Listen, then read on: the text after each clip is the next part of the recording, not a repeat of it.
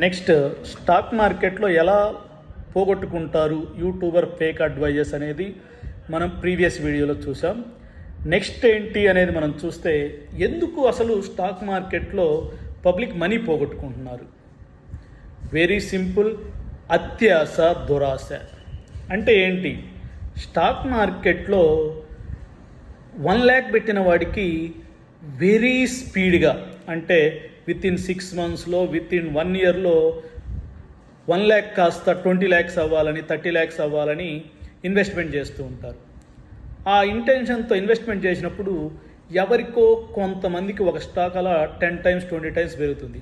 అది చూసి ఇప్పుడు పబ్లిక్ కూడా అలానే ఎర్న్ చేయాలని అనుకుంటున్నారు. చేయాలనుకొని అలాంటి స్టాక్స్లో ఇన్వెస్ట్మెంట్ చేస్తారు. ఆ స్టాక్ రివర్స్ అయినప్పుడు 10 times పెరిగింది కాస్త 10 times తగ్గి ఇంకో 10 times ఇంకా తగ్గిపోతుంది.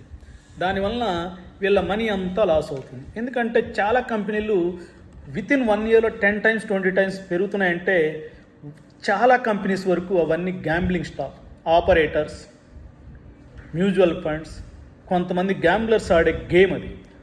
అటువంటి స్టాక్స్లో మీరు ఎప్పుడైనా పర్చేజ్ చేస్తే మీరు పర్చేజ్ చేసింది లో అనుకుంటారు, అదే హై అవుతుంది, ఆ తర్వాత తగ్గిపోవడం స్టార్ట్ అవుతుంది, మీకు టెన్షన్ అవుతుంది. సో ఎక్కువ మెయిన్ రీజన్ ఏంటంటే మల్టీ బ్యాగర్ స్టాక్స్ కోసం ప్రజెంట్ డేస్లో ఇన్వెస్ట్మెంట్ చేస్తున్నారు.